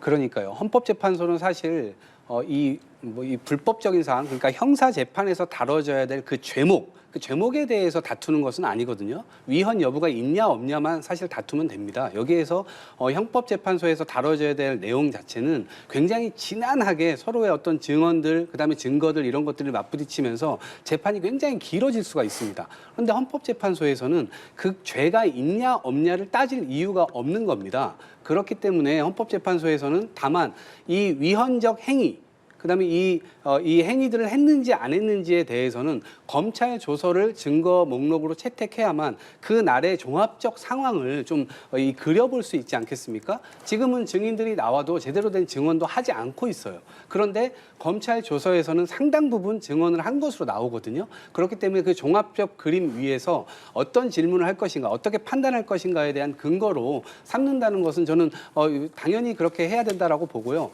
헌법재판소 역시도 형사 재판에 준하게 그것을 또 할 수 있도록 되어 있기 때문에 저는 무리는 없어 보입니다. 그거 뭐가 어렵다는 말인지는 모르겠습니다.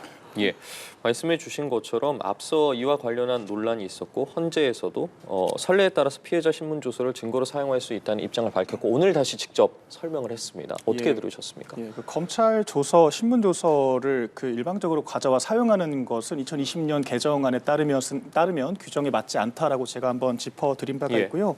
그러니까 헌법재판소가 과거 선례다, 재량권이다, 헌법재판소의 권위를 따라라라는 식으로 계속해서 좀 강압적인 이야기를 하고 있다라고 저는 생각을 하거든요. 심지어 공보관까지 나와서 헌법재판소의 그런 판결을 따르지 않는 것은 뭐 헌법에 위반되고 법률에 위반된다라고 사실 판결을 하고 들어갈 정도로 헌법재판소가 그 강력한 권위를 주장하고 있는 것으로 보이는데 헌법재판소는 기본적으로 단심제입니다. 한 번의 심판만 하고 종결이 되는 것이기 때문에 불복 절차도 없는 것이고요.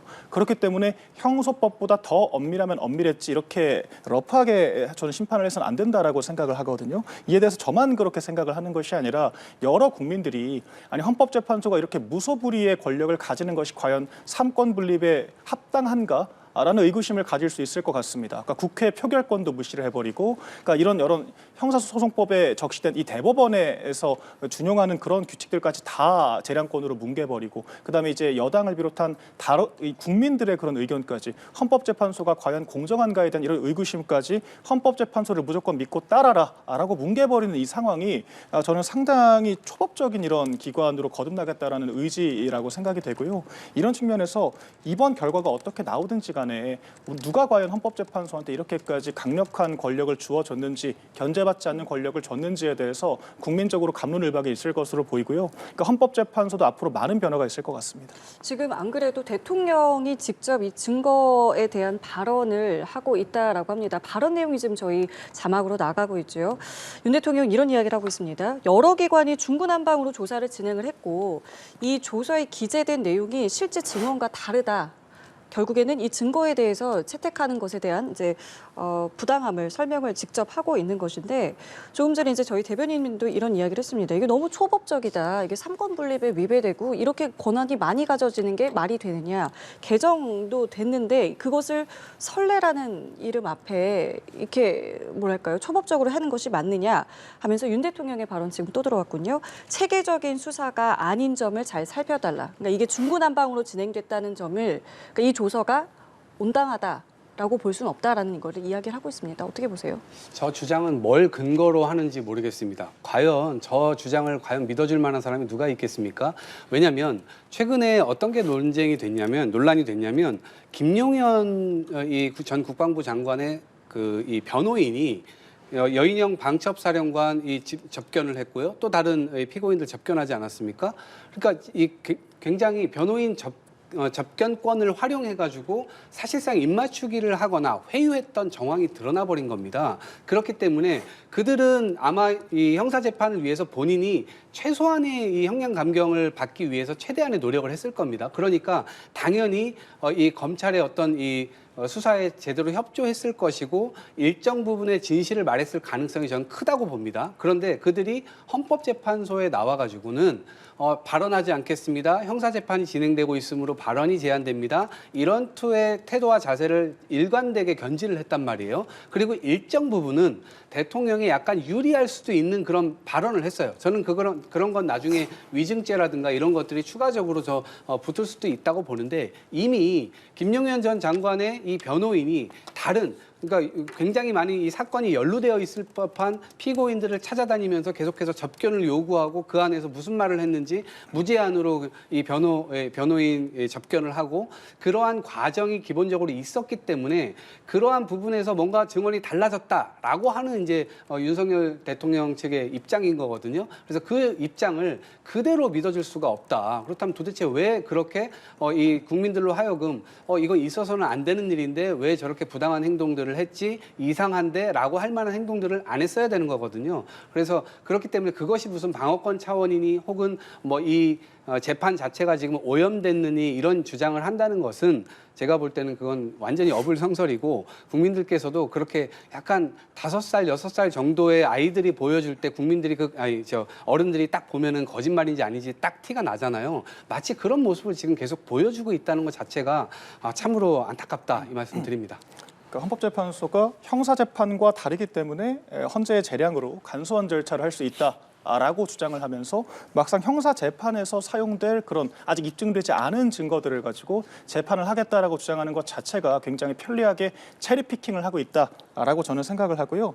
그러니까 검찰의 공소장은 검찰 측의 일방적인 주장에 불과합니다. 저희는 그런 주장을 바탕으로 법정에서 어떤 것이 더 진실에 가까운지를 다투는 과정이 바로 형사재판인 것이고 이에 대해서 그 증거가 과연 적법하게 수집이 되었으며 그 증인들의 그 증언을 얼마나 신뢰할 수 있는가 다방면으로 따져봐야지야 비로소 그 증거의 그 공소의 신빙성이 증명이 되는 거거든요. 그런 절차를 전혀 거치지 않은 상태에서 헌법재판소가 속도전을 위해서 그런 것들을 그대로 차용을 하겠다라고 하니까 당연히 반발이 이루어지는 것이고요. 또한 아까 국민들이 이런 대통령 측의 주장을 믿겠냐라고 말씀하셨지만 저희가 이 수사기관들이 얼마나 졸속으로 지금 이 내란죄 수사를 하고 있는지 전 국민이 지켜봤습니다. 그러니까 공조본과 이 공수처가 정말 이 무더기식으로 다 출석을 하라고 주장을 하면서 이게 오히려 방어권을 보장하지 못하는 상태가 있었고 이 체포영장을 무리하게 집행을 했는데 정작 단 한 차례 제외하고는 대통령을 제대로 신문하지도 못해서 조사하지도 못한 상태로 검찰의 공수처가 정말 아무런 그 조사 증거도 없이 이 사건을 송부를 한 상태거든요.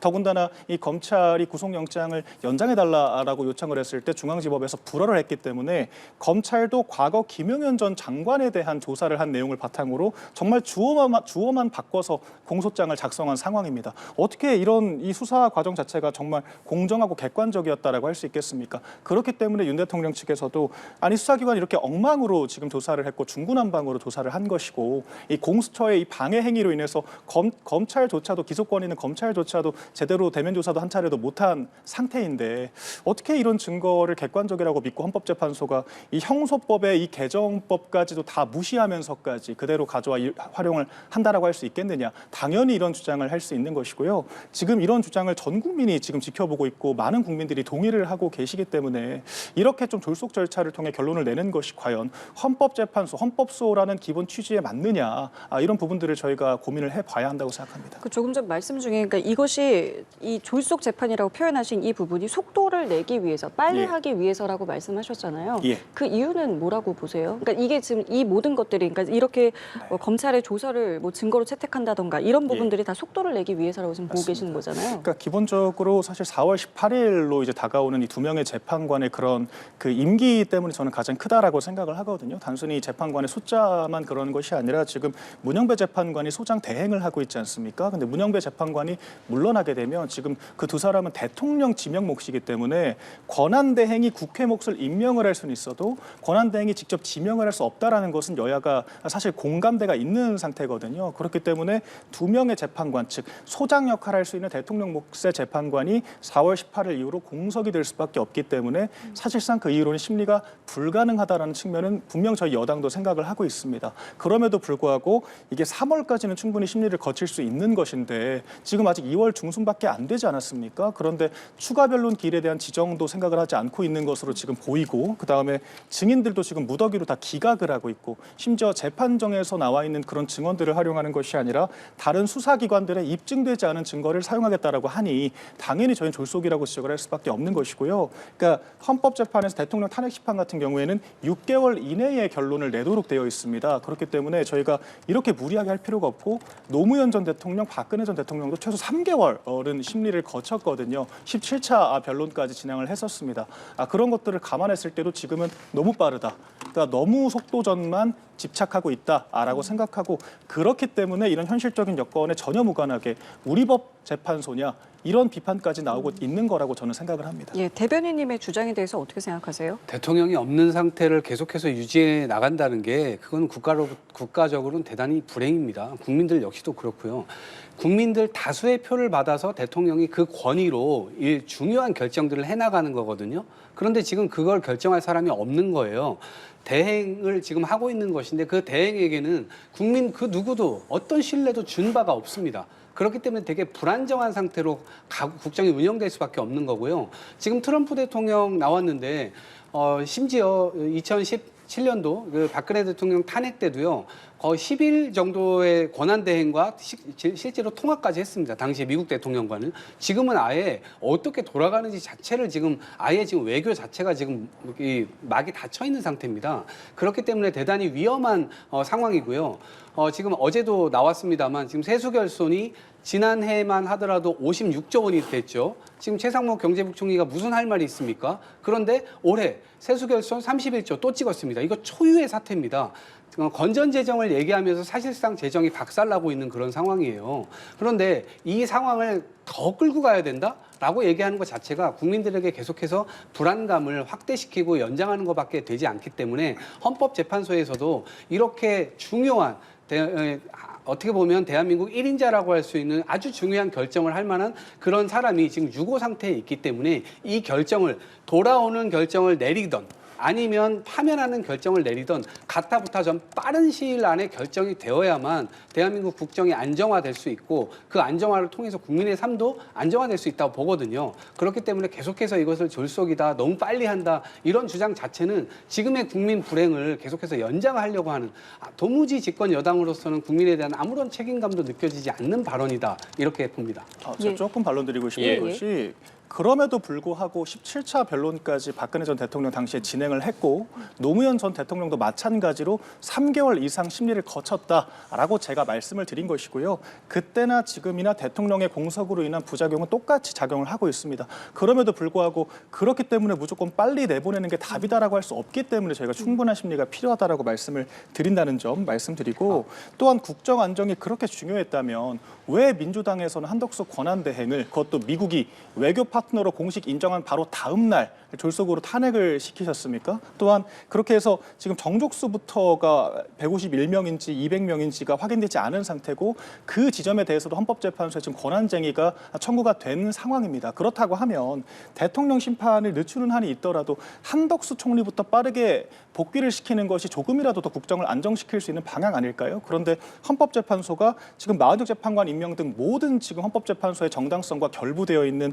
이 한덕수 총리에 대해서는 권한쟁의 심판을 미루고 탄핵 심판부터 먼저 하고 있습니다. 애초에 정족수가 맞지 않다라는 판결이 된다면 탄핵 심판은 불필요해지는 것이기 때문에 한덕수 권한대행 정족수에 대한 권한쟁의가 가장 중요한 상황이거든요. 왜 국정안정이 중요하다라고 하면서 대통령 탄핵 심판에만 속도전을 하는 것입니까? 이 지점을 저희 국민의힘뿐만 아니라 많은 국민들이 지적을 하는 것이고요. 헌법재판소가 자신들이 편리한 대통령 탄핵 심판, 마흔역 재판관 임명 이렇게 좀 자신들의 기관 편의주의적으로 판단을 하게 된다면 국민적인 신뢰를 상실할 것이고 국민적 신뢰를 상실한 사법기관만큼 무력한 것은 없다라고 제가 말씀드리겠습니다. 알겠습니다. 지금 이 시각 헌재에서는요 이상민 전 장관에 대한 신문이 있습니다.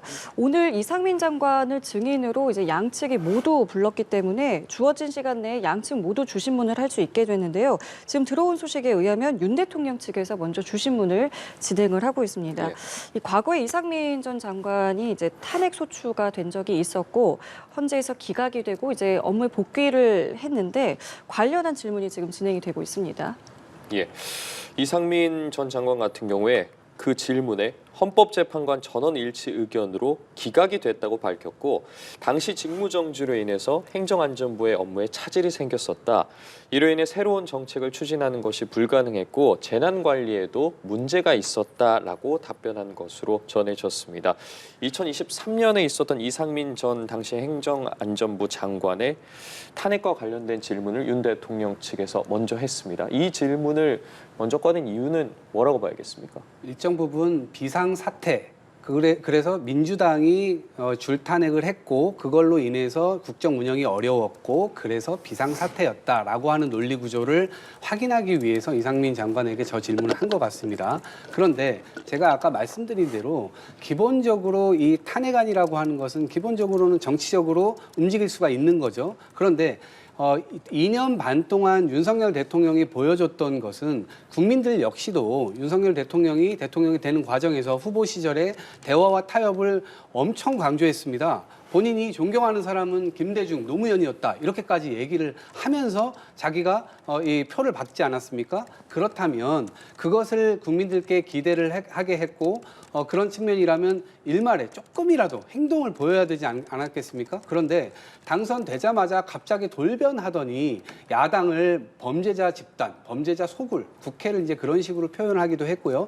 범죄자를 만나면 어떻게 되겠냐라고 하면서 총선이 있을 때까지도 그 입장을 견지해 왔죠. 그리고 마지못해 총선 끝나고 잠깐 만났었는데 그 만났을 때도 대통령 본인이 85%의 점유율을 가진 채 듣기보다는 훨씬 더 많은 이야기들을 하기도 했고 실제로 그 안에서 무언가 저는 당연히 그 안에서 뭔가 딜이 있을 거라고 봤습니다. 서로 주고 받고 국민들을 위한 결정이 나올 것이라고 기대를 했습니다만 이미 이전부터 그냥 만나는 것에만 의미가 있다라고 얘기를 했고요. 실제 아무런 결과도 내지 못했었죠. 그러니까 국민들은 실망할 수밖에 없었고 또 그것이 있고 난 이후에도 계속해서 야당을 어찌 보면 국정 운영의 동반자로 보는 것이 아니라 국민 절반의 어떤 표를 받아가지고 다수당을 점하고 있는 그런 국회 동반자로 보는 것이 아니라 끊임없이 그냥 범죄 집단, 소굴화 집단 이렇게만 했거든요. 그리고 뭔가 이념에 경도된 집단 이렇게만 규정을 하면서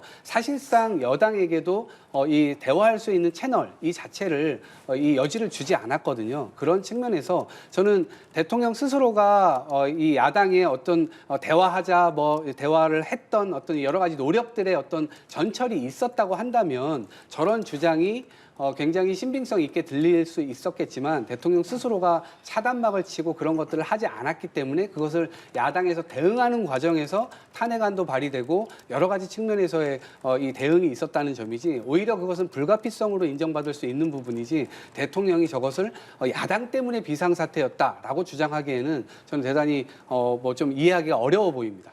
지금 제가 좀 반론을 조금 드리고 싶은 것이 부처의 적폐청산 TF까지 만들어가면서 누구보다 상대 진영을 악마화하고 탄압했던 것은 다름 아닌 문재인 전 대통령이었다. 좀 분명히 짚어야 한다라고 생각하고요. 또한 지금 야당 같은 경우에는 사실 통상적으로 새로운 정권이 들어서면 정부조직법과 예산, 세제에 관련해서는 초기 그런 내각의 구성에 맞춰서 그 타협을 해주는 그런 경향성이 있습니다. 그건 우리 정치의 관례입니다. 그런데 이번 정권 같은 경우는 민주당이 여가부 폐지를 비롯한 정부조직법도 협조를 하지 않았고요. 법인세 인하를 비롯한 예산과 세제도 협조를 하지 않았고요. 또한 알박기 인사들이 지금 이 순간까지도 정부기관을 절반 이상이 차지를 하고 있습니다. 문재인 전 대통령이 임명했던 알박기 인사들이 지금도 자리를 하고 있고 지금 박문진 이사들도 다 직무정지가 돼서 여전히 문재인 전 대통령 시절 임명된 사람들, 여전히 문재인 전 대통령이 임명한 헌법재판관들, 중앙선관위원장 이런 분들이 조직기관, 요직들을 모두 다 차지를 하고 있습니다. 대체 무엇을 저희가 협의를 더 했어야 됐을까요? 또한 민주당 측에서 단순히 국무위원들만 탄핵을 시킨 것이 아니죠. 검사들까지 탄핵을 시켜버렸고 판사들까지 탄핵을 시키겠다라고 엄포를 놓았습니다. 이런 것들이 왜 행정부의 잘못입니까? 이런 것들은 민주당이 사실상 이재명 대표의 로펌 역할을 하면서 이재명 대표를 비호하기 위해서 둔 무리수라고밖에 볼 수 없지 않습니까? 앞서 두 분께 여쭤봤을 때는 오늘 답변하지 않을 가능성, 국회에서처럼 증언하지 않을 가능성도 있을 거라고 했는데 다른 모습입니다. 국무회의가 있었다. 그리고 거기에서 만류하려는 분위기가 강했다라고 얘기를 하는 것인데 실제적으로는 국무회의록이 없잖아요. 그리고 부서한 바도 없고요. 그렇기 때문에 회의가 있었다고 보기 어렵고 실제 굉장히 많은 국무위원들이 국회에 나와서 국무회의라고 보기 어렵다라고까지 이제 이야기를 한 바가 있고요. 그다음에 대통령의 주장, 일정 부분 비상사태라고 하는 점을 뒷받침하기 위한 주장을 일부 한 것으로 보입니다. 그렇기 때문에 대통령의 계엄이 일정 부분 짧게 끝날 것이다라고 하는 부분을 소개를 하면서도 본인들은 위법함을 인지하지 못했다라고 얘기를 했습니다만 우리 법에서 그것을 몰랐다고 하더라도 처벌을 면하기는 어려울 것이다라고 하는 것이 있습니다. 그렇기 때문에 저는 이제 형사재판이건 아니면 헌법재판소건 그런 것들을 두루 판단할 여지가 있다라고 생각을 하고요. 다만 입을 벌리지 않을 것이다라고 예측을 했었습니다만 그 기대는 이제 빗나갔지만 그래도 헌법재판소에서는 저러한 주장을 얼마만큼 받아들일 것이냐 아니냐 이제 그런 부분에 대한 판단의 근거로 삼기에는 충분히 답을 한 것이 아닌가 싶습니다. 네, 그리고 이재복에 대한 답변도 지금 나왔습니다. 지금 자막을 보시면요. 이상민 전 장관, 언론사 등 특정 건물에 대한 단수 조치 지시를 받은 적이 없다라고 답을 했습니다. 사실 오늘 이 부분에 대한 질문 당연히 있을 것 같았고요. 여기에 대한 답변도 내놨습니다. 받은 적 없다. 어떻게 예. 봐야겠습니까? 제가 하나씩 좀 짚어보자면 그 국무회의에서 첫 번째로 이 비상계엄 반대했다라고 말씀하셨던 그런 국무위원들도 사실 어떤 경제와 대외 신인도 측면 때문에 걱정이 된다라고 적극적으로 만류했다라고 하고 있지 이런 것들을 위법하기 때문에 해서는 안 된다라고 구체적으로 증언한 바는 없는 것 같거든요. 그렇기 때문에 이 국무회의와 비상계엄이 위법이라고 생각하는 국무위원들은 없었다라고 하는 이상민 전 장관 의 발언 자체는 좀 크게 어긋나는 부분은 없는 것 같습니다. 또한 이게 대통령에게 또 주어진 일부 권한이라는 점에서 이런 부분들을 민주당이 거의 준전시 상황이라고 판단할 정도로 지금 극단적으로 행정부를 압박하고 있다는 그런 공감대가 나름은 있었다라는 이런 전 이야기로 보이는데 특히 이상민 장관 같은 경우에는 그 최초로 탄핵된 국무위원 아니겠습니까? 당시에도 이유가 이태원 사고에 대해서 이상민 장관이 부작위에 의해서 사고를 예방해야 될 책임을 다하지 않았다라는 이유로 정치적인 탄핵을 시켰고 이에 대해서 헌법재판소에서 8인 전원 그 의견으로 기각을 시켰거든요. 그렇기 때문에 이때로부터 이 국무위원들의 직무를 의도적으로 정지시켜서 정치적으로 압박하는 민주당의 행태가 계속되었다. 이 주장을 하고 있는 것으로 보이고요. 또한 실질적으로 민주당이 단순히 탄핵만 시킨 것이 아니라 탄핵이 되면 직무가 정지되지 않습니까? 좀 이런 상황을 이용해서 헌법재판소의 국회목 3인에 대해서 의도적으로 추천을 미뤄왔다. 이제 이런 얘기들도 있잖아요. 그래서 특히 방통위원장 같은 경우에는 방통위 부위원장까지 방통위원장 격으로 이 유권 해석을 해서 탄핵을 시킨 상태에서 의도적으로 사실 직무 정지라는 이런 그 과정을 악용해서 행정부를 마비시켜왔다. 이제 이런 것들에 대해서 대통령의 고심이 상당히 오래간 지속되었다. 이제 이런 부분들을 뒷받침해주는 근거다라고 생각을 하고요.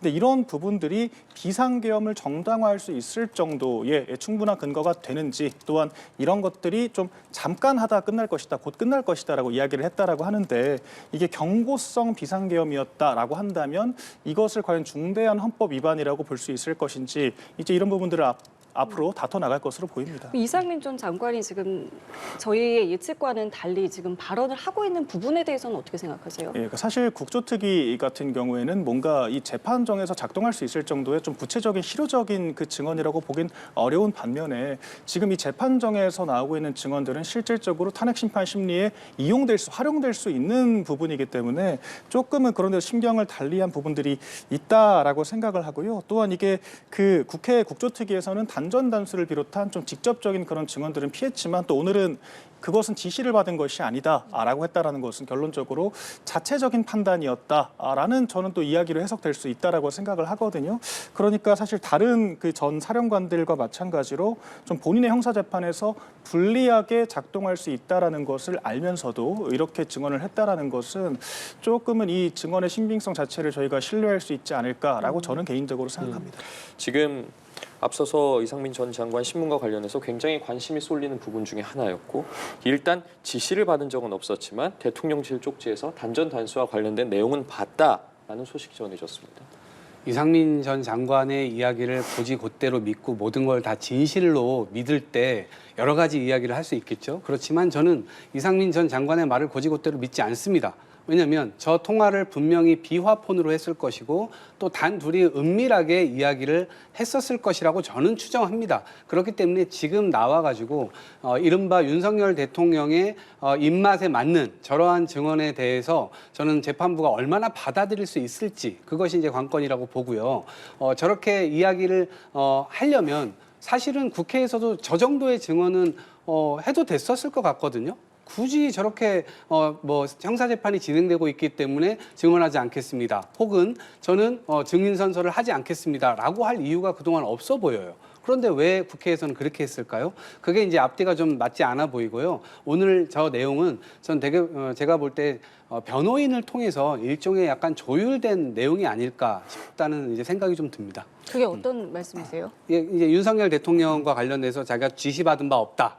라고 하는 것 하고요. 그다음에 쪽지를 받지만 무슨 의미인지 몰랐다라고 하는 것. 아니 윤석열 대통령의 최측근이었는데 그걸 모를 리 있냐라고 보는 입장이 상식적이라고 저는 생각을 하고요. 따라서 저기에 나와서 지금 얘기하고 있는 것은 그 누구도 이것을 증거라든가 이런 것들을 추적 자체가 불가능하다라는 확신 때문에 전 저렇게 나와서 증언할 수 있는 것 아닌가라는 생각을 해봅니다.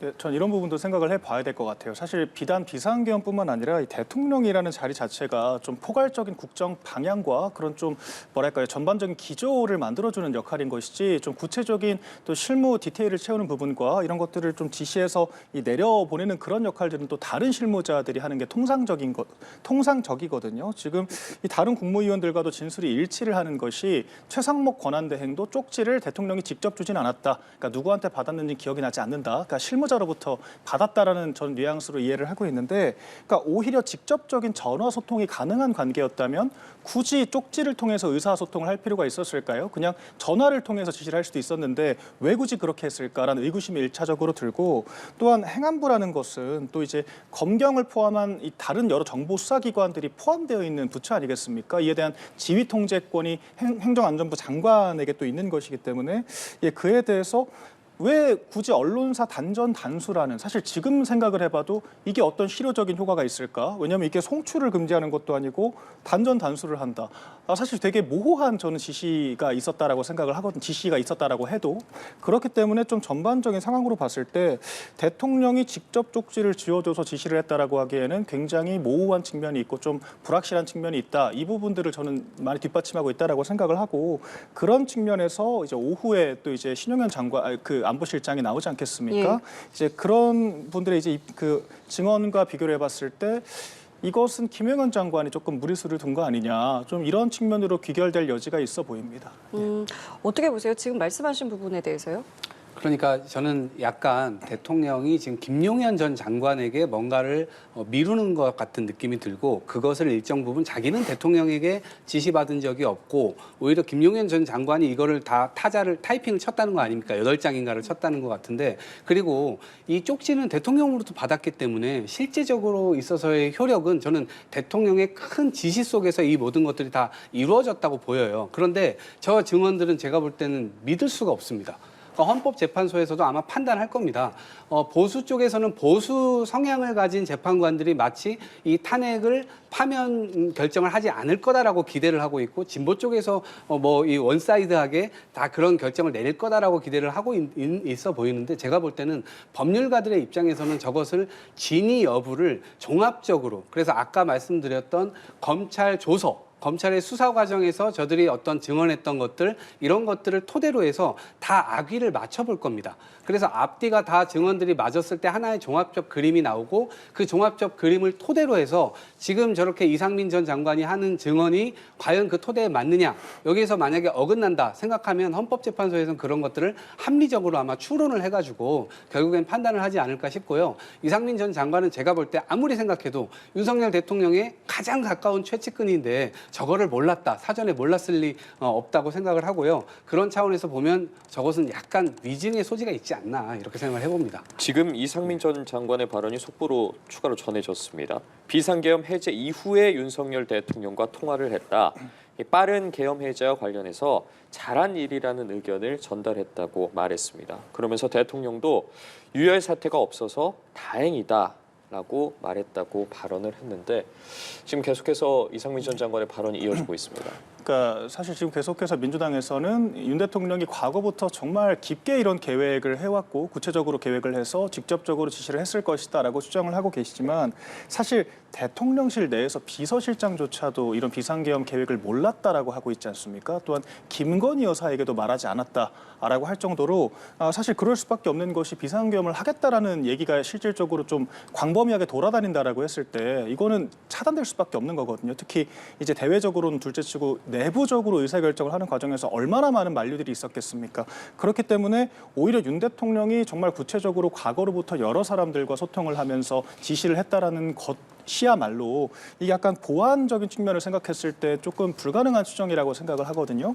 그렇기 때문에 저는 좀 실무 단계에서 이 많은 좀 구체성을 더 배가하기 위한 그런 조치들이 있었을 것으로 보이고 아까 쪽지를 대통령으로부터 받았다라고 말씀하셨지만 그렇게 얘기하지 않았습니다. 이상민 전 장관은 쪽지는 실무자로부터 받았다, 대통령실 측으로부터 받았다라고 표현을 했기 때문에 오히려 대통령이 쪽지를 말씀하신 것처럼 전화를 직접 할 수 있는 관계라고 하면 쪽지를 줄 필요도 없는 것이죠. 직접 전화로 지시를 하면 되는 것이기 때문에 그래서 그런 것들은 저희가 확인되는 바가 없고 저는 오히려 말씀하신 것처럼 헌법재판관들이 답을 정해놓고 증언은 그냥 겉핥기식으로 듣는다. 표면적으로 심리는 해야 되니까 듣는다. 이런 태도로 전 재판을 한다면 그것이야말로 이게 그 증거법정주의에 어긋난다라고 생각을 합니다. 재판이라는 것은 법정에서 양 증언, 지금 특히 이상민 장관 같은 경우에는 양측 국회 탄핵 소추인단에서도 증인으로 채택하자라고 제안을 한 것이 아니겠어요? 그런데 그런 증인 입에서 나온 말을 못 믿겠다. 라고 한다면 그럼 국회 소추인단 측은 무엇을 근거로 주장을 하고 계신 것인가요? 그렇기 때문에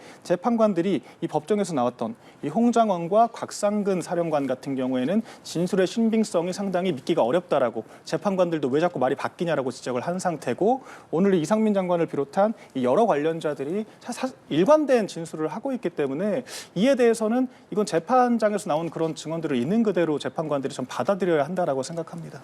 예. 자, 이제 국회 측의 질문이 시작이 되겠습니다. 지금까지 이제 윤 대통령 측에서 주신문이 이루어졌고 상당히 많은 또 기존에 말하지 않았던 내용들이 좀 나왔기 때문에 국회 측에서도 이 비상계엄 또 국무회의와 관련해서 집중적으로 좀 신문을 할 것으로 보이는데요.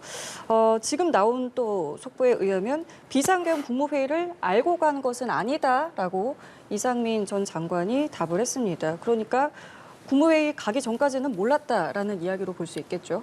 그러니까 저 말을 계속해서 믿어야 될지 모르겠는데 그 말을 믿는다 하더라도요. 갔을 경우에는 어쨌든 국무회의 성격을 띠진 않았지만 오가면서 대통령이 씩씩거리면서 왔다 갔다 했다는 거 아닙니까? 그 과정에서 계엄을 할 거라고 얘기를 했고 KBS 측의 이 방송사 측에 이미 얘기가 돼 있었기 때문에 자기는 그 시간을 지켜야 된다라고 했는데 30여 분 정도 늦어졌죠. 계엄 선포 자체가요. 그러니까 그 과정에서 이미 인식이 있었다는 것이고 그런 다음에 쪽지를 받았는데 그럼 대통령실 직원이겠죠. 지금 이 조사 대상에서 지금 빠져 있는 게 대통령실입니다. 대통령실은 도대체 어떻게 관여가 돼 있는지 관여가 안 돼 있을 수가 없습니다. 그 시점에 어차피 알았던 것이고 그 이후부터는 그 계엄을 일사천리로 진행시키기 위한 여러 가지 행정 절차들 이를테면 최상목 경제부총리에게도 결국 그 쪽지를 줬다는 거 아닙니까? 근데 그게 대통령 몰래 준 게 아니라 대통령이 직접 불러서 이거 심도 깊게 해가지고 준비를 해봐라고 하는 그 말하는 과정에서 옆에서 바로 줬다는 거 아닙니까? 그럼 그건 대통령이 줬다고 봐야죠.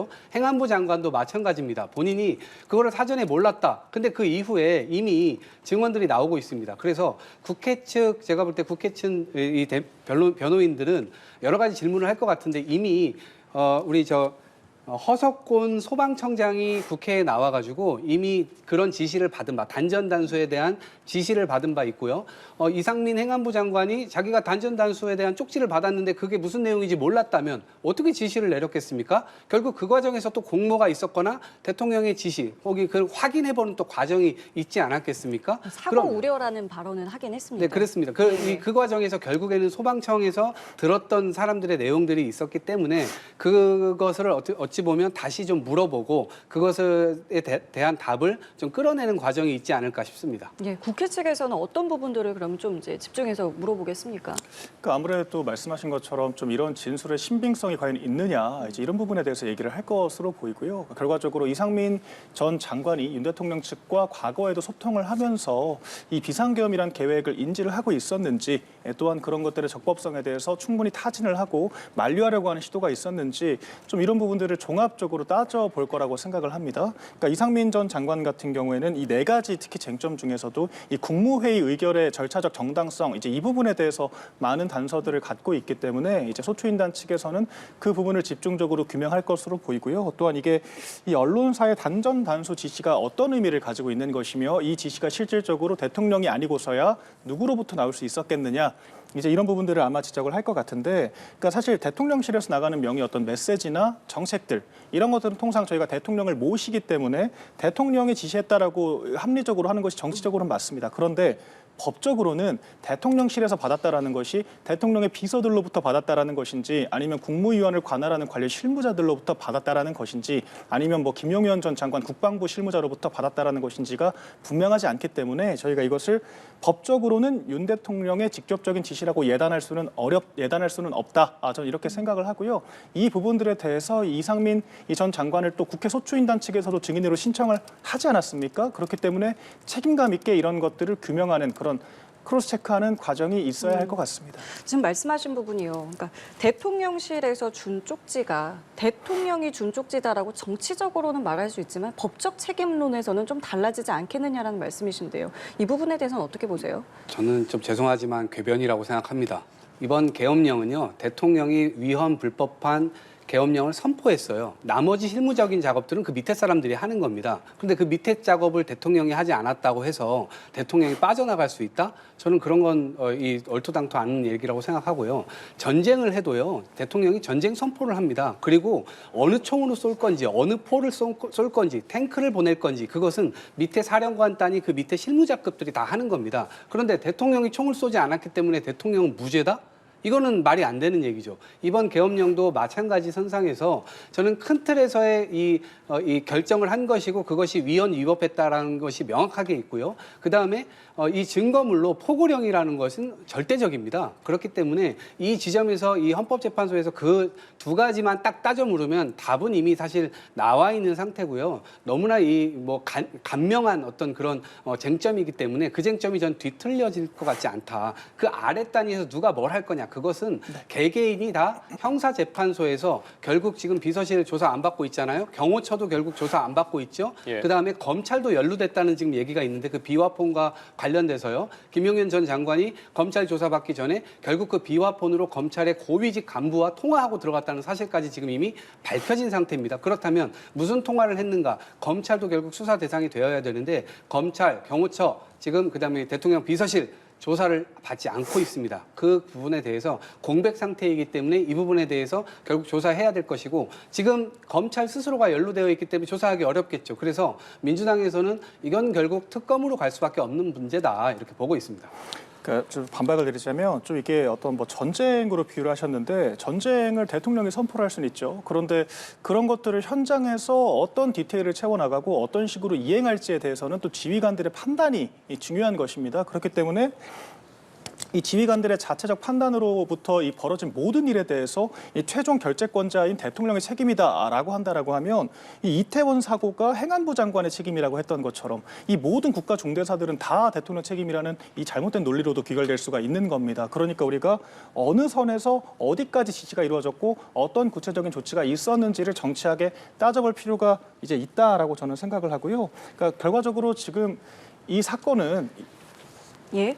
예, 네 가지로 쟁점을 좁히고 이 헌법재판소가 절차적 정당성을 상실한 것 그 자체부터 저는 다시 시작을 해야 한다라고 생각을 합니다. 그러니까 지금 국회 측에서 다투고 있듯이 지금 너무 많은 것들이 졸속으로 이루어지고 있는 부분이거든요. 그러니까 이에 대해서 탈핵소추인단이 직접 부른 증인들에 대해서 그 증언을 인정할 수가 없다. 우리는 재판정에서 이루어지는 모든 사건을 인정할 수 없으니 검찰이나 경찰이 확보한 증거를 통해 판단하겠다. 이런 부분들을 어떻게 국민들이 납득할 수 있겠습니까? 그렇기 때문에 저희가 정치는 정치고 법은 법대로 또 따로 분별해서 판단을 해야 할 것 같습니다. 알겠습니다.